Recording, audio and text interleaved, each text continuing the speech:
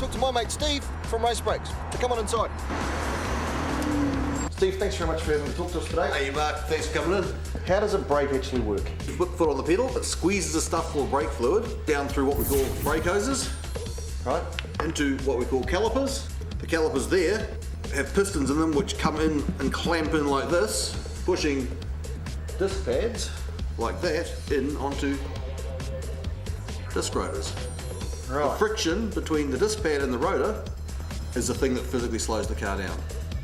These are the things we generally recommend for performance use. These are what we call slotted rotors. The air comes in there, Yep. and as it's going around, comes out here. Not only will these compounds on the race pads, if you like, handle higher temperatures, they've also got a much higher coefficient of friction, which means they're a lot grabbier. When it gets to the bottom of that little slot there, it's about when you want to throw them away.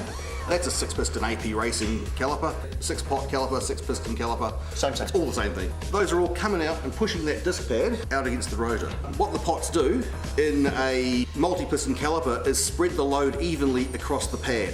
Yep. As you can imagine, under very, very high pressure, one piston in the middle of the pad, if that backing plate's not very strong, Yep. okay, that pad could actually bend like that, and it's what we call pad flex, which gives you very, very horrible pedal feels, things like that. It's only really relevant at the extreme ends of motor racing. Now, to overcome any pad flexing in a road car, they'll actually make that backing plate a bit thicker and a bit fatter.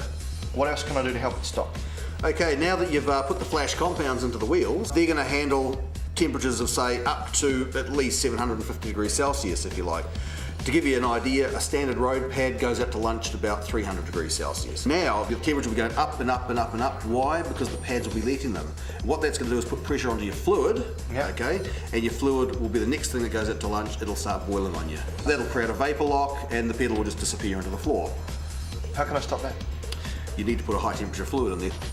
That standard fluid is going to have a dry boiling point of about 260 degrees Celsius, okay? If you put a decent race fluid in there, it should have a dry boiling point of 300 degrees Celsius and above.